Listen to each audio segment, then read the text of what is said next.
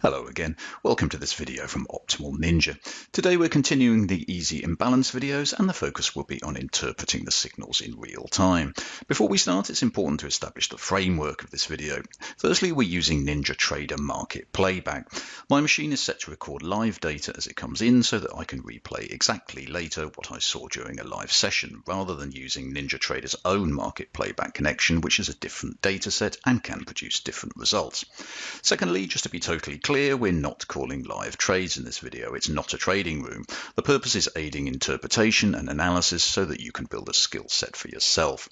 And thirdly, I've speeded up market playback by 10 times. Otherwise, the video would be an hour and a half long, but I will pause at key moments. So with that said, let's get going. On screen, we have a chart of YM, the June 22 contract. As always, we're using the US equities RTH session and the time zone is UTC. So for those of you in the US, the open is 0930 Eastern Time. Loaded on the chart, we have Optimal Ninja normalized bars set to 50 ticks, easy imbalance, painting the bars, session midpoint, session open, and optimal order flow pivots set to show just the prior high, low, and close with the market statistics appended. The date is Monday the 16th of May 2022 and the bars you see on the screen here are the last few bars of the prior Friday.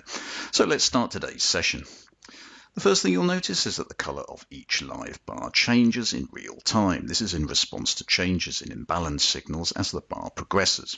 So you'll see that bar number 1 ultimately closed a pale green colour, which is moderately bullish. But as I said in a previous video, it's best to stand aside on bar 1 as we want to start building up some context to the signals, especially since this is the first bar of the week. Bar number 2, you can see transition from neutral to red outline, and it also has the body painted red, which is a sign of particular bearish strength. But would you short this? No. We're just 2 minutes into the session and we've closed on the open, so this is also a bar to stand aside on.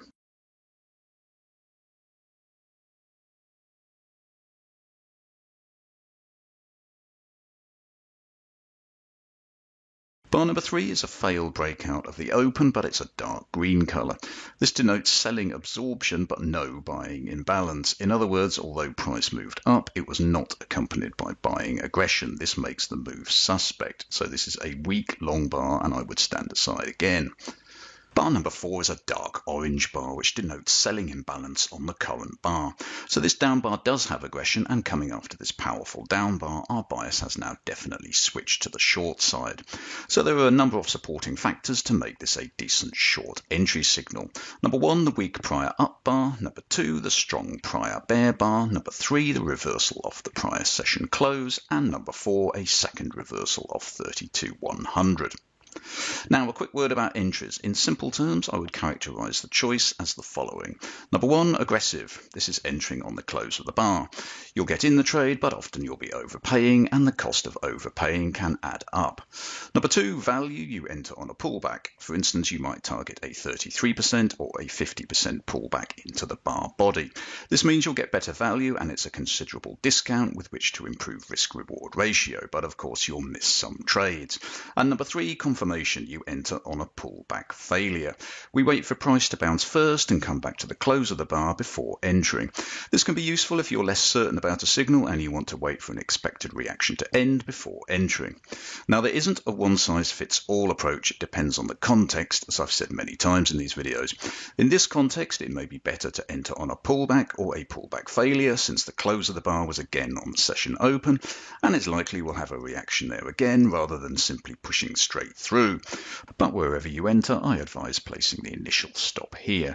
The reason is that if we get another reversal bar, it would invalidate the reason for the trade. The expected downside momentum would not have materialized, and we would have entered a 5-bar trading range.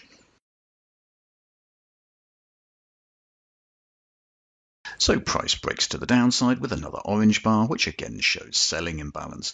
In these circumstances, it's usually desirable to hold for more than a +1 gain. Racking up some +3 and +4 wins makes it easier to drive your equity curve upwards and requires a much lower percentage win rate to succeed than scalping for a single bar. And certainly if we break through 32,000, there's the possibility of a big move down. However, that would be an outlier because the past probability of hitting the prior session low is just 18%.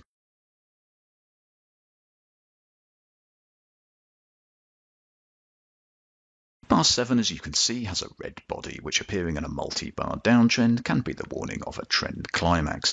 And since we're coming into 31,900, it's a reasonable exit for a +3 gain, or you may wish to use a trailing stop.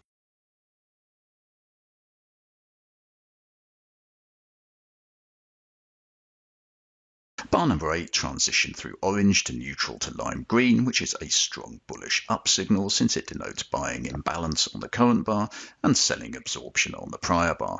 We had a look at this signal in the optimal imbalance video.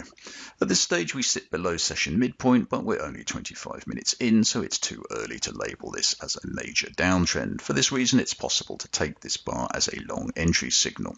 Now an important word about open trade management.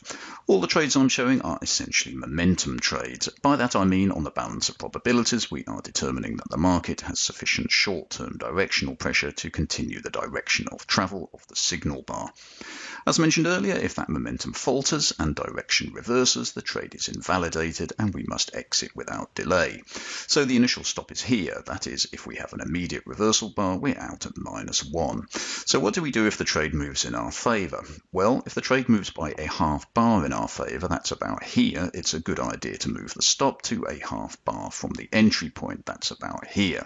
In other words, as soon as we move a half bar into profit, our risk is reduced to half a bar. The reason this makes sense is threefold. Number one, our trade management policy is congruent with our strategy. That is, both the entries and the stops are based upon momentum. Number two, it's rule-based, so it's simple to understand and implement. And number three, it improves risk-reward ratio. Once you move the stop to half a bar, if you target just a 2-bar gain, that is now a 4-to-1 risk-reward ratio. In the longer run, this puts mathematics on your side, which simply makes it easier to succeed. Now, a conventional approach to trading intraday swings is to put the stop below here, which is the swing low. In my view, this is more challenging mathematically because wider stops mean wider targets. So to get a 4-to-1 risk-reward ratio with that stop, we'd have to target up here, and that often means holding for quite a long time and having the mental strength to hold through retracements on the way.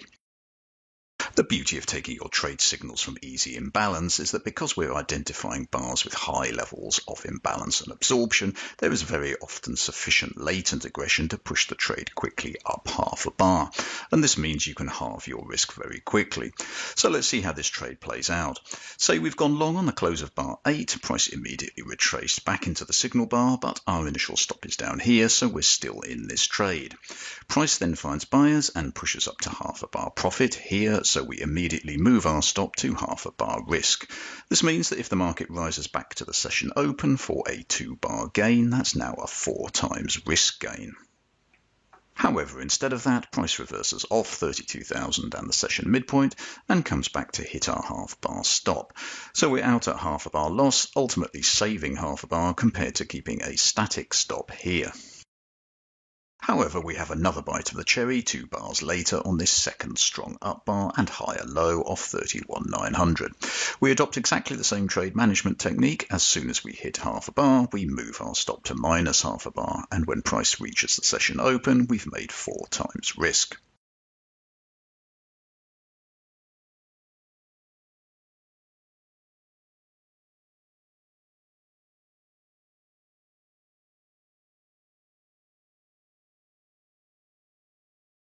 Now, of course, there will always be trades that don't reach half a bar and take us out at a full -1 loss.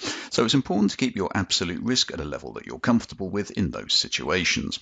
But the wider point is this. The effect over the longer term of managing your stops in this way is that the average size of losses compared to the average size of winners is reduced, and this makes it much easier to create a strategy that has a positive expectancy, even if you're an inexperienced trader. On that note, I will conclude this video. For more information, check out our website at optimalninja.com. My name is Richard, and as always, I hope the markets treat you well.